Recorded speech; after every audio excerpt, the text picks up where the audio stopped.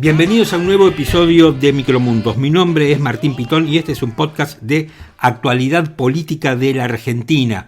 La semana que acaba de pasar ha sido pero recontra intensa. El león fue transformado en un pobre jamoncito y eso es de lo que habla todo el mundo. Apareció la vicepresidenta de la Nación, Victoria Villarroel, y dejó un desparramo impresionante. Dicho todo en un modo muy tranquilo, muy respetuosa, pero obviamente siendo consciente del efecto político que sus declaraciones estaban generando. Desde la polémica con la ministra Patricia Bullrich hasta la denominación de jamoncito que le hace al presidente. Imagínate lo que es esto. Alguien que se percibe como un león termina siendo un jamoncito del medio. Realmente muy pero muy fuerte. Digo, con todos los problemas que hay en la Argentina, el vicepresidente y el presidente tienen toda esta discusión a cielo abierto, como se dice ahora. Bueno, gracias a todos los que nos escuchan, gracias a todos los que nos recomiendan en todas partes y le cuentan a otro que está bueno escuchar Micromundos y que es un podcast que vale la pena, así que me pone muy pero muy contento. Hoy tenemos una entrevista espectacular. Vamos a hablar con la ex vicepresidente de la UIF durante el gobierno de Mauricio Macri, la doctora María Eugenia Talerico. Vamos a hablar de la nominación de Ariel Lijo a la Corte Suprema de Justicia. El emblema más importante de Comodoro Pi, después de Ollarvide, está nominado para ir a la Corte Suprema de Justicia. Bueno, vamos a hablar de eso con la doctora Talerico, y yo además quiero hablar de otro tema del que para mí poco se habla, que es el tema del lavado de dinero en Rosario. De Rosario se habla de todo, pero especialmente de la parte militar se habla, de la parte de las imágenes y del marketing político que genera mostrar soldados encapuchados, cuerpos de élite, tanquetas, patrulleros, pero hay algo que a mí me parece que puede resultar tan importante como eso, no digo más, pero es el combate por el lavado de dinero, que es algo que no genera espectacularidad, que es un trabajo subterráneo, pero que me parece que puede resultar igual de efectivo. Así que esta es nuestra entrevista de esta semana, que yo verdaderamente, si tienen poco tiempo, escuchen esa entrevista, porque a mí me parece muy buena. No por supuesto por el entrevistador, sino por la entrevistada. Ahora, las voces de la semana. Por eso llamó a las empresas de alimentación para decirle: tenemos que volver para atrás con algunos precios que ustedes dispararon exageradamente pensando que la devaluación iba a ser infinita. Y Caputo toma otras medidas muy importantes. 1. Los aumentos previstos para el transporte en abril pasan para más adelante. El aumento previsto en la tarifa de gas, que podía llegar en algunos casos a más del 700%, pasan para más adelante. Este gobierno empieza a volverse, por miedo al costo social, por miedo a la inflación, por la disparada de los precios de la energía, empieza a ser un gobierno un poco más gradualista. El doctor Ariel Lijo es el único juez, en el caso de que efectivamente forme parte de la Corte Suprema, que tiene especialización en derecho penal, ya que el resto no lo tiene, y además que ha hecho carrera en el Poder Judicial. Y entiendo que fueron los valores que ha puesto en el orden de aptitudes del doctor Lijo como para ser uno de los dos elegidos.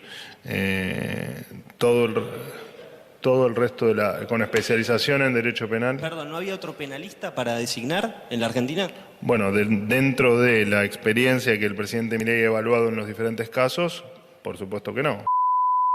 Alguien que realmente se encargó del los trabajos más sucios para tapar la corrupción en diversos casos, inclusive si pensamos en Vudú, en Chicón, en todos los casos tan resonantes que en su momento, por lo menos, se hicieron un estrépito público. Allí estuvo el hijo. Entonces, pensar que este hombre pueda llegar a la Suprema me da escalofríos. La función de las Fuerzas Armadas no es combatir a civiles. Creo que había quedado claro con el tema de los 70, ¿no? Pero cada vez el narco es un civil. Es el tema del narcotráfico. Pero el narco es un civil para el derecho. ¿No es narcoterrorismo?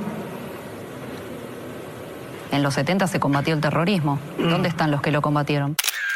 Bueno, es un debate que estoy totalmente dispuesta a darla con la vicepresidenta, porque vamos a plantear lo que sucedió en ese momento, si vamos a tomar esa parte de la historia o si vamos a dar vuelta a esa parte de la historia y vamos a analizar el futuro de estas Fuerzas Armadas. Si el hecho de haber participado de esa etapa de la historia hace que nos quedemos paralizados en esa historia. Yo creo que tienen que ser retribuidos en forma digna. ¿Qué significa esto? Que si no reciben un sueldo para la importantísima tarea que les delegamos los argentinos, solo van a poder ser diputados y senadores los ricos, los corruptos, los narcos o los que tengan un sponsor atrás. Y Karina tiene mucho carácter, pero yo también. Y las dos queremos a Javier. Y las dos queremos lo mejor para Javier. En distintos, tal vez, ámbitos de la vida. Pero entre ustedes, yo ya sé eso. Es brava, pero nos llevamos bien. Y vos sos brava también. Sí. Brava contra brava, brava al cuadrado. Sí, exacto. Bueno, somos parecidas en algunas cosas y en otras no. Está bien, pero viste que dicen polo positivo más polo positivo es bolonqui. Y bueno, en el medio está Javier. Pobre jamoncito.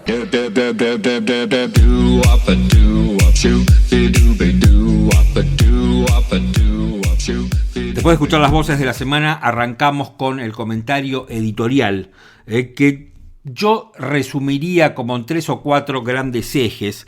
El primero tiene que ver con lo que escuchábamos del colega Carlos Paña haciendo un análisis en materia económica y cómo el gobierno se está transformando en base a la realidad. Después vamos a hablar bastante de la nominación del juez Ariel Lijo como miembro de la Corte por parte de este gobierno. Para mí, un punto de quiebre en lo que venía diciendo el gobierno, en el relato de Javier Milei y su lucha contra la casta.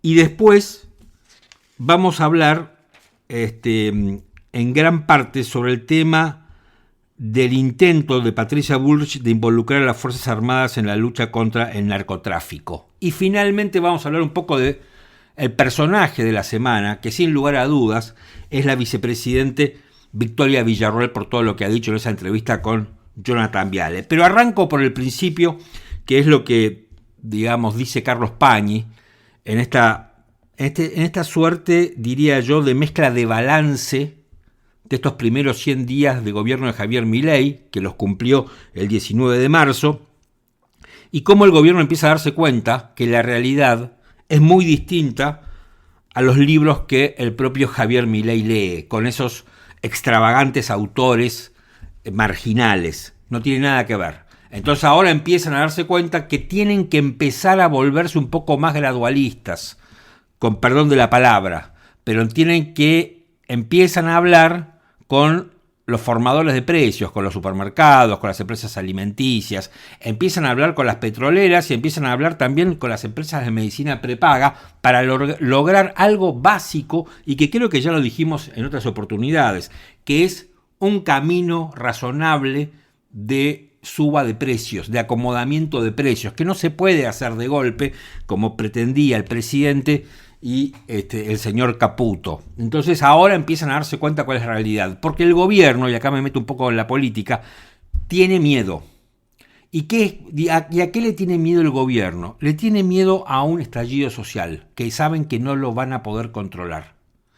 El principal enemigo del gobierno no es el kirchnerismo, como muchos piensan, no es la casta, que parece que es una fuerza en las sombras. El principal enemigo del gobierno es el tiempo. Porque el gobierno corre contra el tiempo porque sabe que más tarde o más temprano la gente tiene que sentir una mejora en el bolsillo, porque si no, no va a poder sostener el ajuste. Este es el problema que tienen. Ellos tienen miedo a un 2001. Y esto no tiene nada que ver con el club del helicóptero. Pero miren algunas cifras de lo que está pasando. La consultora 1816, que es una consultora económica de moda ahora, que la miran muchos bancos, dice que los logros que el gobierno exhibe en materia económica no son sostenibles en el tiempo. Dice que las reservas suben porque las importaciones están pisadas. El superávit se explica por la licuación de las jubilaciones, aunque ahora tuvieron que dar un aumento insuficiente, pero un aumento al fin. Los gastos fueron pagados por el impuesto país y la inflación baja como consecuencia de la recesión. Ya hay despidos, ya hay suspensiones. Por ejemplo, el presidente de la Cámara Argentina de la Construcción ya dijo que entre despedidos y suspendidos hay 100.000 trabajadores de la construcción que están cesanteados. El recorte del gasto del 38% anual se explica por la caída en términos reales de las jubilaciones. O sea, los jubilados están bancando, ¿no? El ajuste, es una cosa insólita. El consumo se retrajo el 4,1% interanual en febrero. Las ventas en supermercados cayeron el 8,3%. La venta de alimentos cayó el 2%. Bajaron las transferencias a las provincias en un 85%. La inversión directa bajó el 54% y los subsidios un 42%. A ver, es claro que esto no se puede mantener en el tiempo. Y la pregunta es, ¿y después de esto qué? Cuando el gobierno no pueda mantener este plan, no sé si es un plan, pero bueno, estas medidas en el tiempo, ¿qué es lo que va a hacer y qué es lo que va a pasar? Así que ahí queda, ¿no?, flotando la pregunta. Después escuchábamos a Manuel Adorni, el vocero presidencial. A medida que pasa el tiempo, Manuel Adorni está más desarrapado y con evidentes signos de agotamiento para tener que explicar permanentemente, en muchas ocasiones, cosas que son inexplicables, como la nominación del juez Ariel Lijo a la Corte Suprema de Justicia. Nosotros nos vamos a encargar bastante del tema de Ariel Lijo. Después escuchábamos a Yanel Sapsay y digo que nos vamos a encargar bastante por la entrevista que tenemos en este episodio, que es con María Eugenia Talerico. A ver, Sapsay está completamente desconcertado, impávido. Nadie pensaba que Milei, que viene diciendo en su relato que lucha contra la casta y que lucha contra la corrupción, iba a poner a alguien que es el emblema de Comodoro Pi. Si en algún momento Ollarvide fue emblema de Comodoro Pi, bueno, tras su retiro y posterior fallecimiento, creo que el hijo ocupa ese lugar. La explicación que da Adorni para cuando le preguntan por qué el presidente pensó en el hijo para ocupar ese lugar, dice que se basó en que está especializado en derecho penal y en la Corte no hay nadie especializado en derecho penal, lo cual es cierto, y que tiene carrera judicial. Ahora, hay un montón de penalistas, incluso con más nivel que el hijo, porque el hijo tampoco se destaca por ser un gran penalista, esto lo aclaro, se destaca por otras cuestiones no del todo positivas, podríamos decir, y además hay un montón de personas con muchísimo experiencia en derecho penal dentro del Poder Judicial, y es rarísimo que haya elegido a Ariel Lijo. Todo el mundo está preguntando si acá hay un acuerdo con el kirchnerismo, que es probable.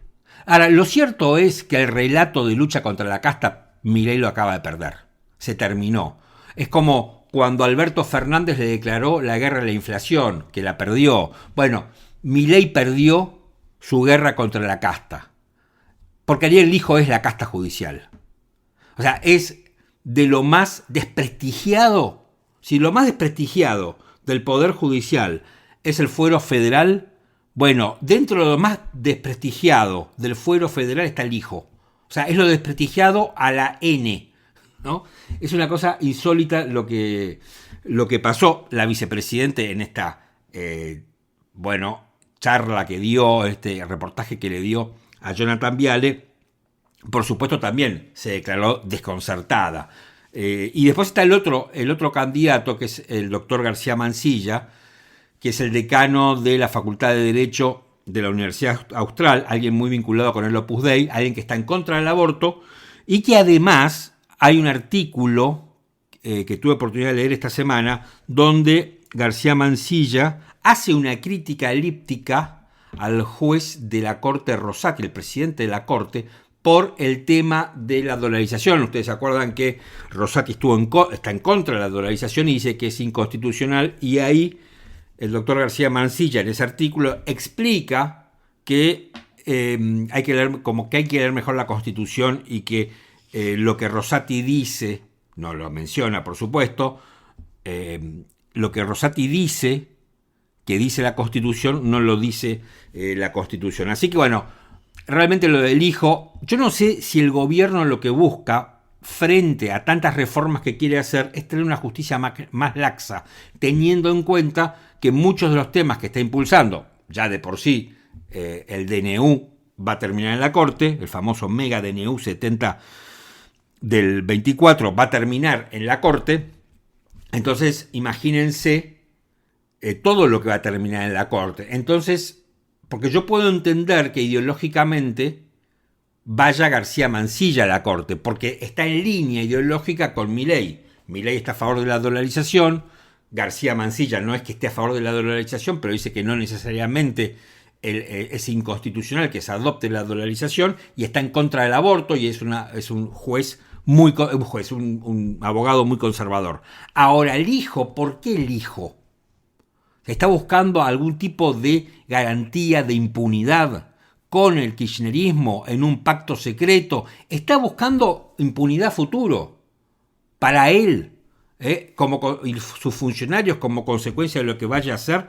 Vaya uno a saber, pero nada bueno puede partir de esta nominación. Y después tenemos diría yo, gran parte del debate de la semana, ¿no? Con Victoria Villarroel, que hay que decir que Victoria Villarroel es una hábil declarante. Victoria Villarroel tiene muy claro dónde está parada, su ideología y a dónde quiere llegar. Quiere ser presidente. No creo que quiera estabilizar a Javier Milei. Yo tengo información que ella está convencida que este es el momento de él y que ya vendrá el suyo. Quiere ser presidente, y esto ya lo ha dicho en varios círculos del Círculo Rojo.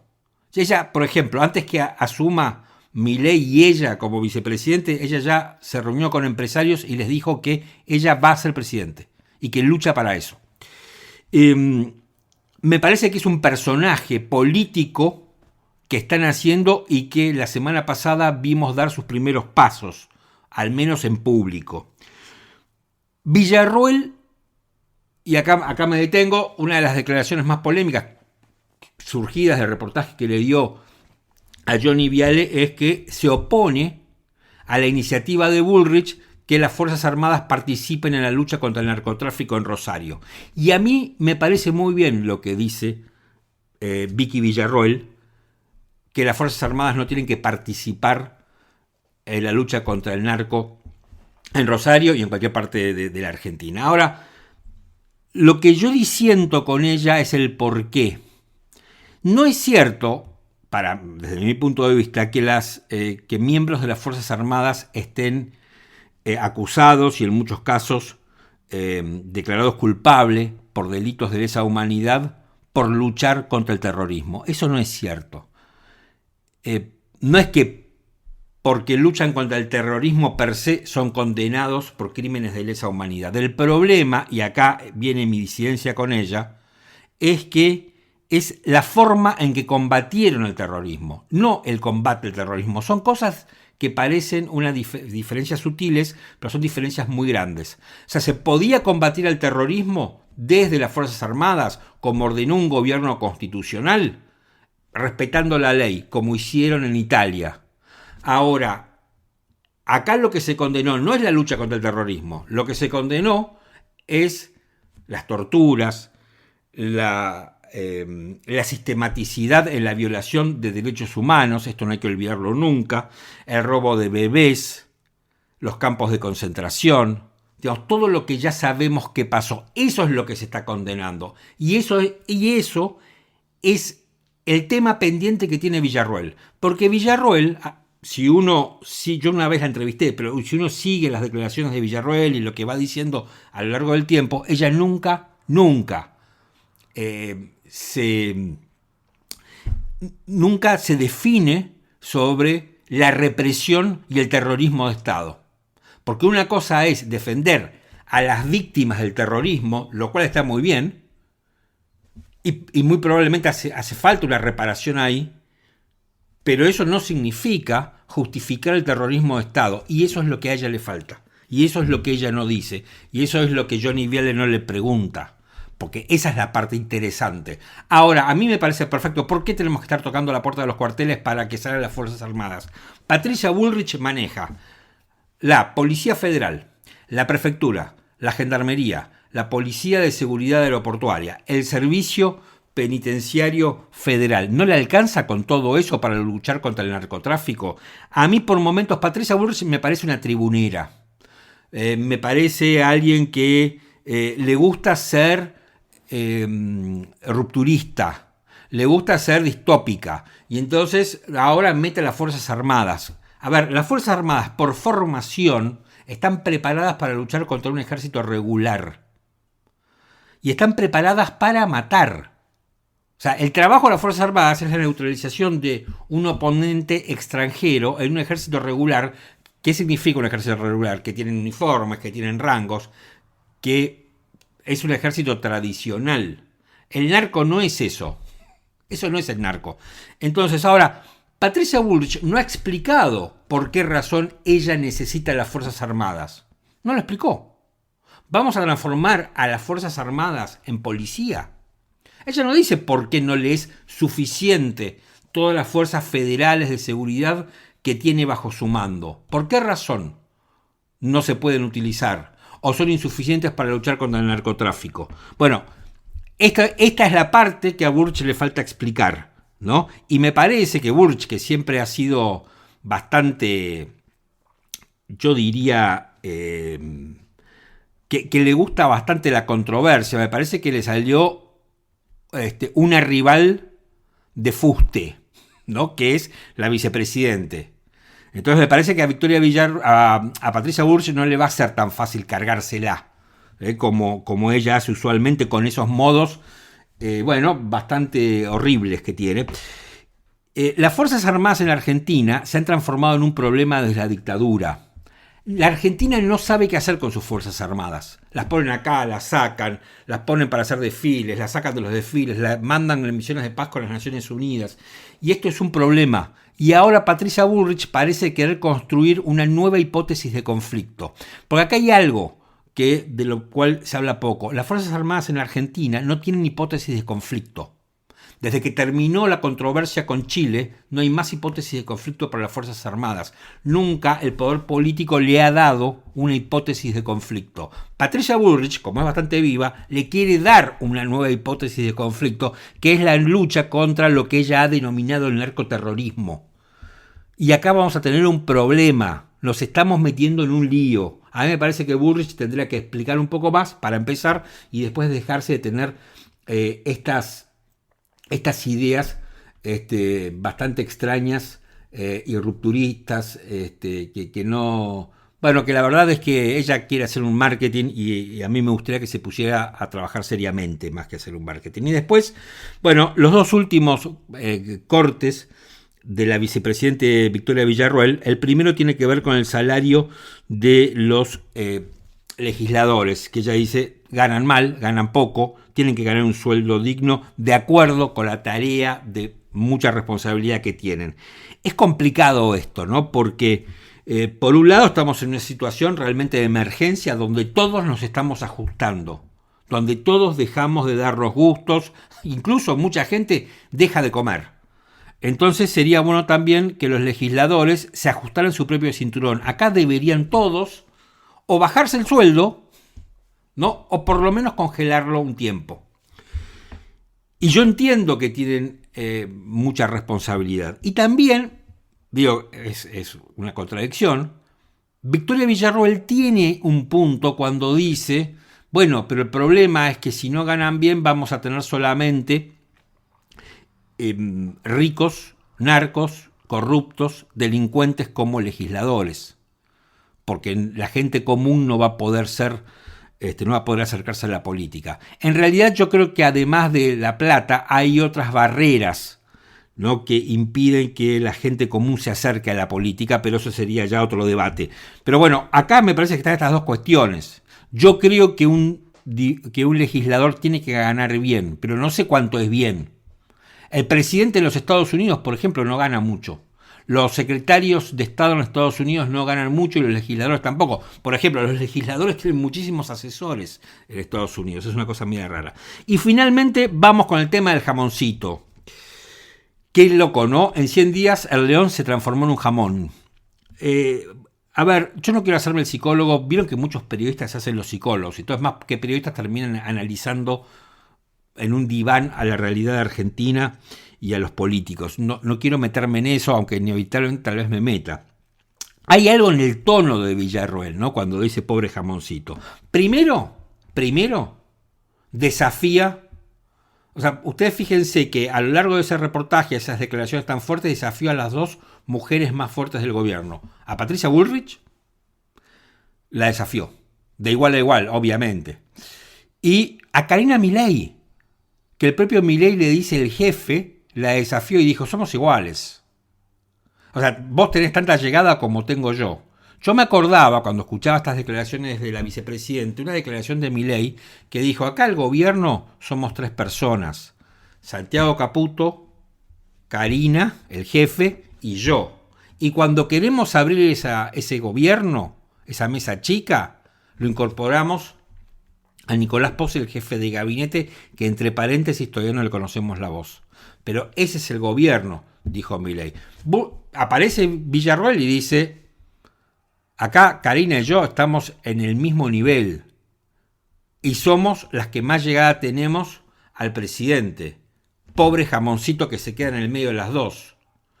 O sea, entre el jefe y la otra jefa sería. Y hay algo casi de tratarlo como un niño, como un infante al presidente, ¿no? Esa cosa maternal, ese tono maternal, acá me meto un poco a ser psicólogo barato, un poco maternal, que dice pobre jamoncito riéndose, ¿no? Casi como en esa forma tierna que tienen a veces las mujeres, que es bastante hiriente.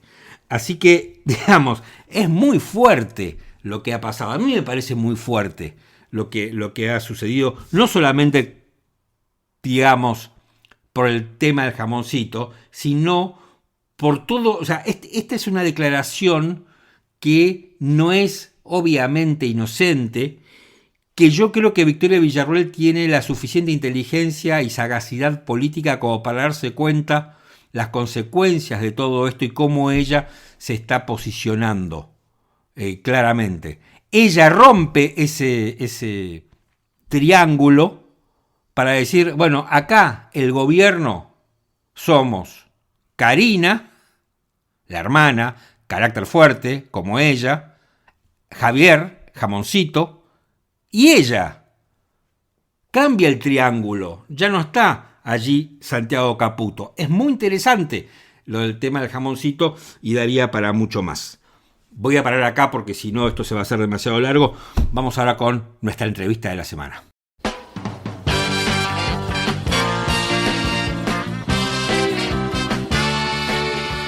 Estamos comunicados con María Eugenia Talarico, que fue vicepresidente de la UIF y es penalista.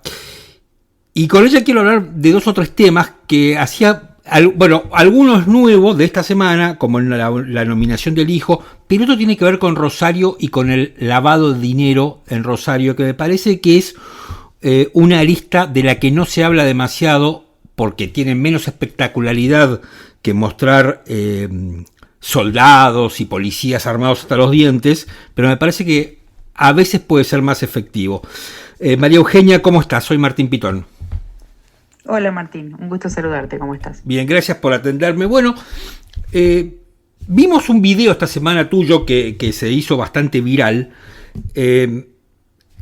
como dolorida, yo lo vi un par de veces para preparar la entrevista, dolorida, estabas como dolorida y desencantada, entiendo yo, tal vez con la decisión del presidente y Milei de nominar al juez Lijo para integrar la Corte Suprema. ¿Es así más o menos como te sentías?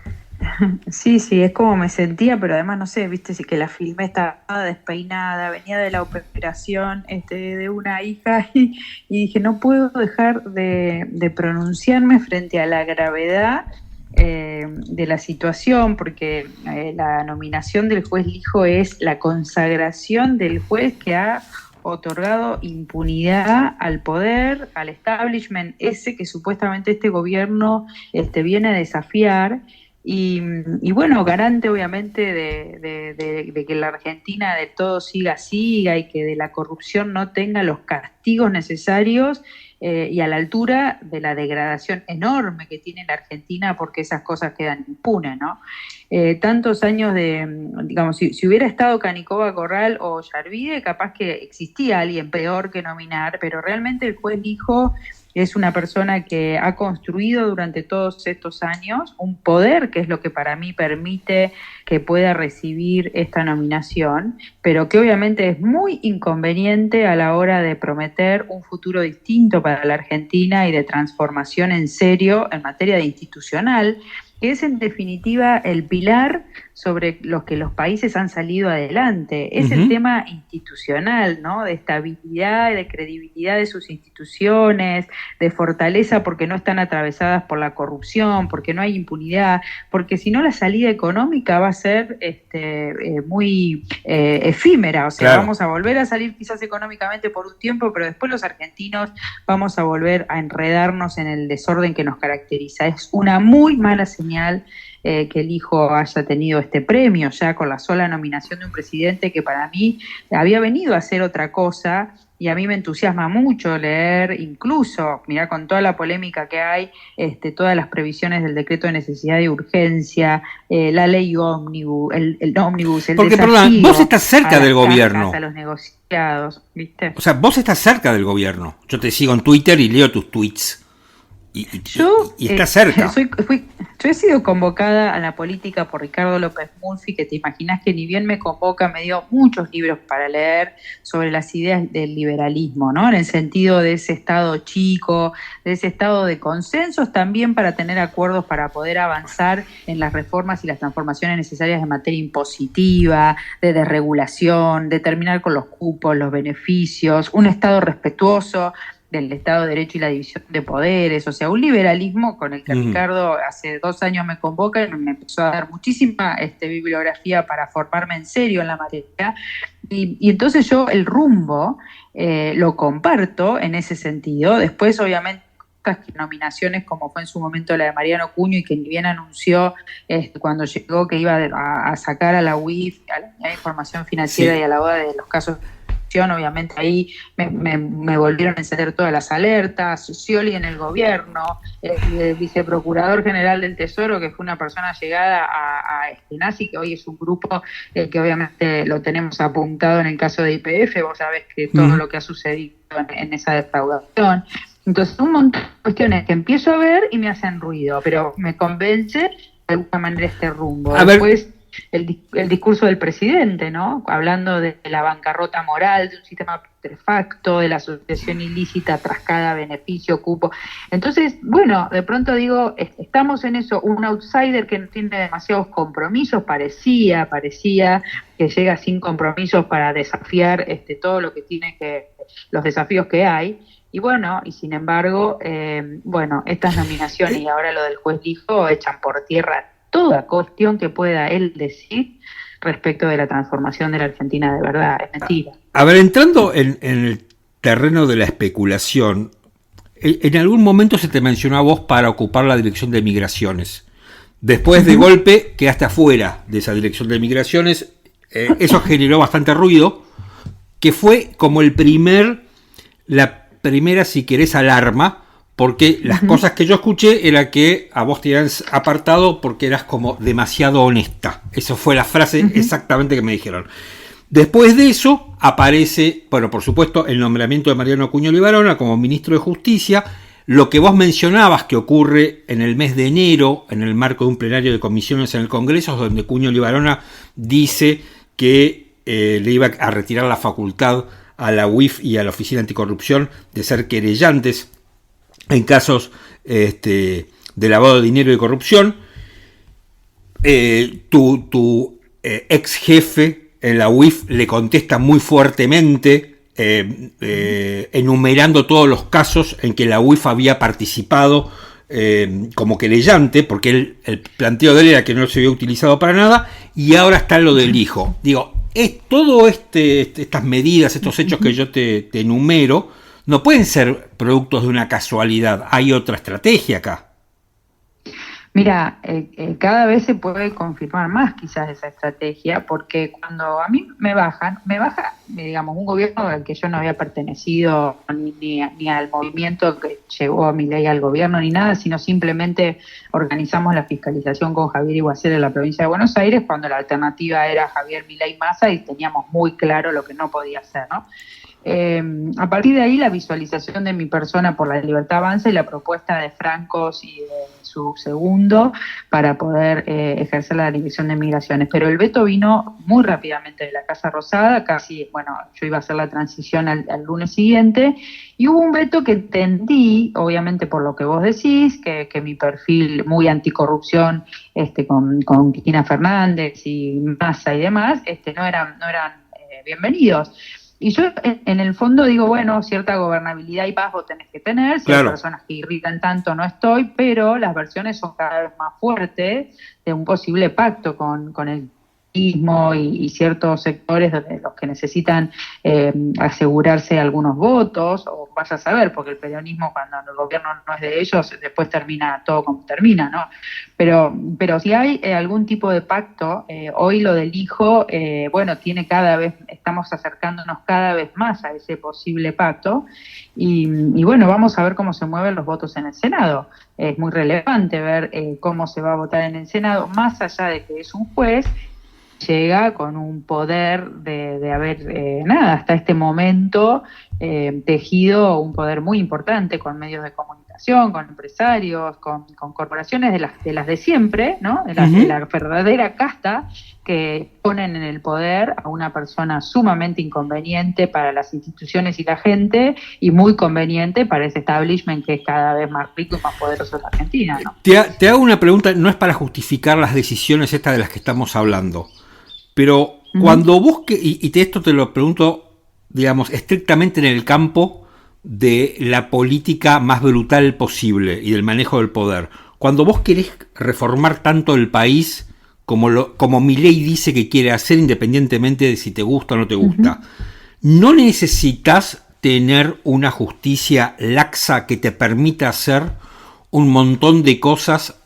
para conseguir ese objetivo político sin, digamos, que te vengan a retrasar o ponerte palos en la rueda en aras de esa transformación que querés hacer? Bueno, a ver, con una palo le trabaron la reforma laboral, ¿no? Yo creo que la justicia tiene un estado de cooptación importante porque fueron 20 años de kirchnerismo, que obviamente tenés jueces muy ideologizados, justicia militante y un montón de cosas que nos han sucedido. Me cuesta pensar en las mismas metodologías para poder avanzar en hacer lo que uno tiene que hacer.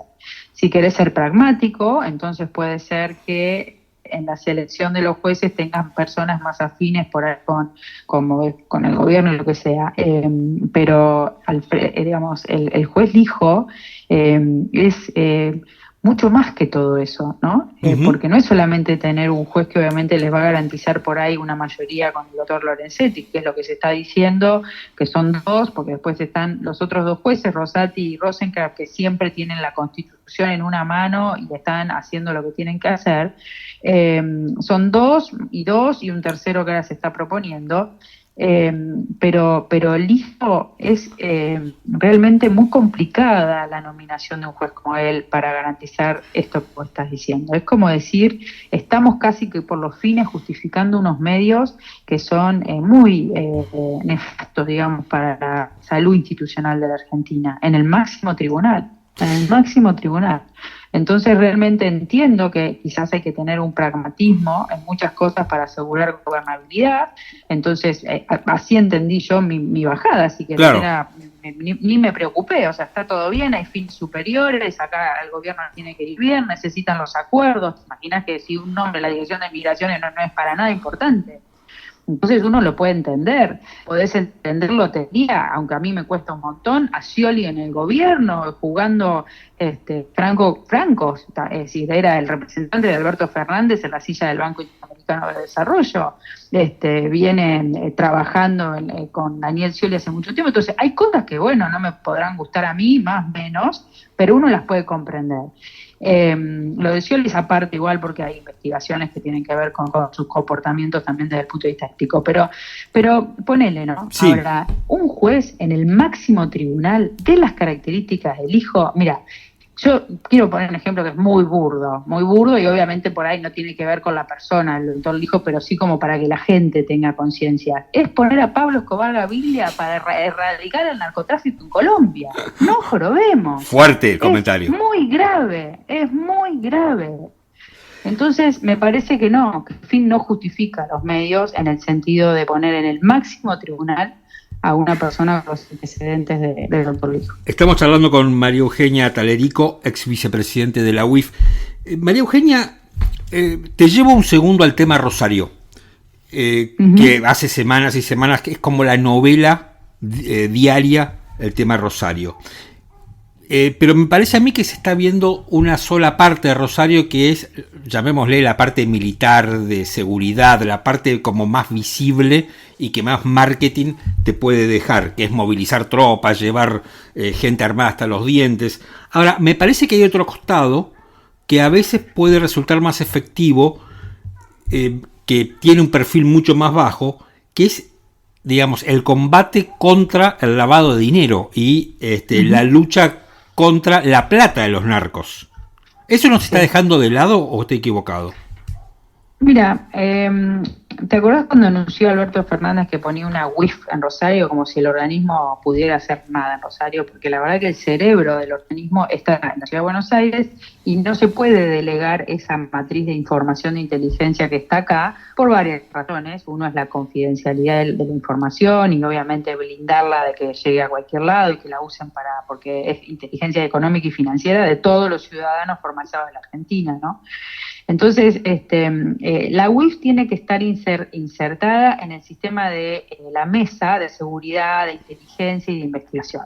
La pelea contra el narcotráfico es sistémica, entonces necesitas que funcione el acuerdo que hay evidente y por suerte entre Puyaro, el gobernador, y la ministra de Seguridad Bullrich, ¿no? Porque de pronto si querés ir a Santiago del Estero probablemente no te dejen este despliegue. Entonces, el acuerdo político de la más alta autoridad. Y después va bajando a mesas interinstitucionales que sin coordinación ni funciona la UIF sola, ni funcionan los fiscales solos, ni funciona la policía sola. Mesas interinstitucionales de inteligencia o de seguridad y de investigación, donde vos tengas las bandas que en la justicia local cometen sicariatos, extorsiones y todos los delitos locales, narcomenudeo, más la red del narcotráfico que puedas tener identificada por el tránsito interprovincial con la droga que va bajando en galpones, cómo se está operando en los puertos, todo eso que está en la justicia federal.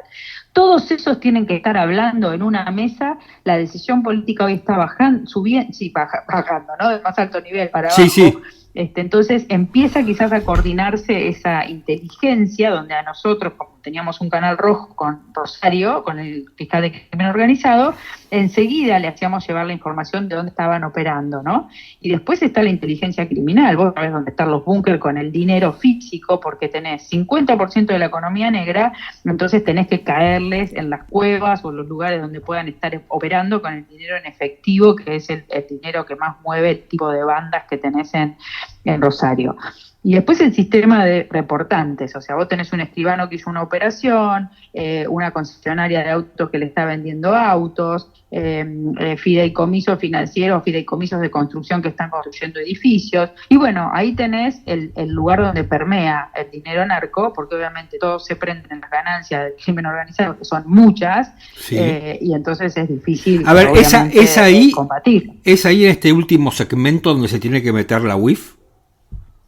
Ahí no llega la UIF porque el problema es una gran vulnerabilidad de Argentina con el 50% de su economía marginal. Claro. Porque a la UIF le reportan las operaciones formalizadas, o sea, le reporta, sí le reporta, el escribano que hizo la operación y entró la persona que cuando le hizo a ver quién era, dónde estaba sacando la plata, dijo, no tiene cómo justificarlo, y hace silenciosamente un reporte de operación sospechosa a la unidad de información financiera, o los registros de inmuebles cuando empiezan a registrar determinados emprendimientos o algo y en la debida diligencia no les está cerrando alguna cuestión que tengan que ver y que los alerta para reportar a la UIF.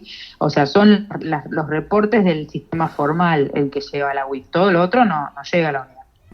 Porque yo hace poco leía un libro de Germán de los Santos sobre Rosario y hay toda una parte, dejando de lado el aspecto policial, que tiene que ver cómo, digamos, hasta a nivel sociológico, grupos sociales de clase alta se terminan juntando con los narcos porque necesitan canalizar la plata. Lo mismo pasaba cuando lees la biografía de Pablo Escobar Gaviria. Pasaba exactamente lo mismo. Claro, es que es el poder del dinero narco, ¿no? El origen del sistema son las organizaciones criminales del narcotráfico. El sistema de prevención del lavado nace por los carteles de Pablo Escobar Gaviria y todo ese dinero que había adquirido un poder, casi lo llevan como presidente del país. No sé si te acuerdas de Pablo Escobar. Entonces, ese es ese poder. Ahora, con la debilidad que tiene la Argentina, que el 50% de nuestra economía es negro, lo que tenés que hacer es sentar a la UIF con los fiscales, con los registros de catastro, inmobiliario y demás, donde se están inscribiendo, con los distintos sectores que en definitiva están teniendo la información de la economía real, y eso es inteligencia criminal, inteligencia financiera, investigaciones, personas que te repiten en la investigación y aparecen obviamente con información, como yo digo, no se anotan a veces los nombres a nombre propio, sino las cédulas azules son las grandes reveladoras de quiénes están usando los autos.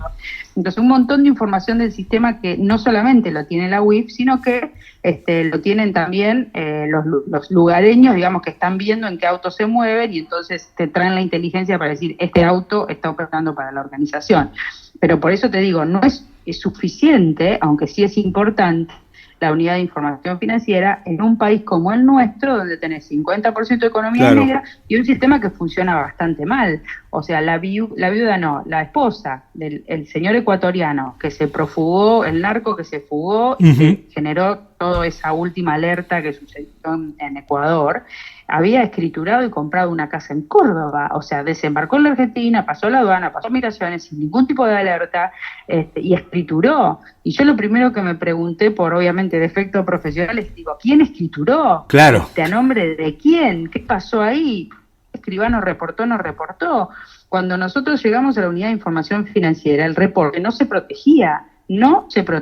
Hay una causa que se llama Mosca, que es la causa del escribano que reportó a los narcos que operaban en ese country tan conocido de zona norte, ¿no? El tipo de causa era carátula del expediente, en un tema narco.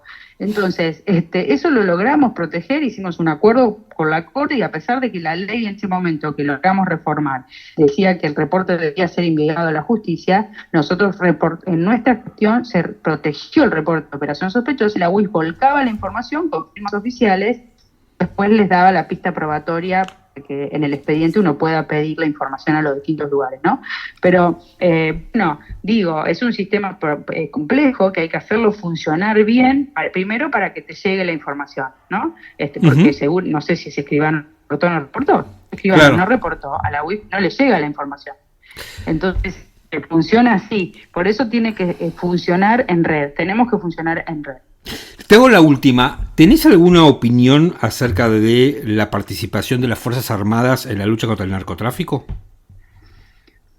Hay un gran debate con esto, ¿no? Yo el primer ruido que tengo es, estamos llamando otra vez a las Fuerzas Armadas, ¿no? La Argentina tiene una historia ese sentido de la que estamos todos muy sensibles, ¿no? La lucha armada contra las organizaciones terroristas en los 70. ¿No te remonta un poco a esa vieja discusión? Sí. Que incluso, Isabel Perón, nos olvidamos de una parte, pero quien pone en funcionamiento esa lucha armada es Isabel Perón. Las estamos pidiendo de nuevo ahora para luchar contra lo que ahora estamos catalogando ya como narcoterrorismo, porque obviamente las acciones son de amedrentamiento general de la población, con lo cual podrían ser calificadas de terrorismo.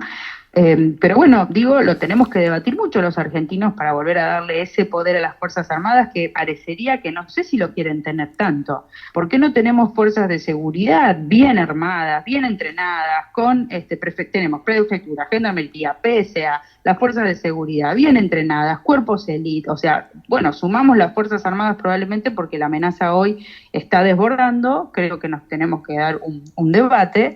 Digamos, no tengo una opinión tan formada, digo que tenemos que pensar algunas cuestiones para volver a darle ese poder a las Fuerzas Armadas y saber si estamos cómodos, la sociedad argentina, volviendo a pedir eso. ¿Por qué? Porque las Fuerzas Armadas están preparadas para combatir en guerra, claro, están preparadas para matar. Entonces, sepamos que si estamos empoderando la fuerza cuando esta amenaza, sin duda, del narcoterrorismo está avanzando en la Argentina, bueno, si le vamos a dar ese poder o si con las fuerzas que tenemos las empoderamos, las entrenamos, les damos instrumentos, herramientas, porque, a ver, acá hay un tema postario también. Si nosotros vamos a secuestrar teléfonos a los narcos y después estamos 2 años para poder sacar la información de los teléfonos, claro, estamos con un problema de herramientas y de disparidad en la investigación, en la prevención, sí, y en la represión muy grande respecto de la organización. Parece entonces, un anuncio más son varios debates. Parece un anuncio más espectacular de lo que verdaderamente es, me da esa impresión. Pero bueno, María Eugenia, muchísimas gracias por estos minutos. Bueno, a vos, Martín, muchísimas gracias. Que tengan buenas tardes. Gracias.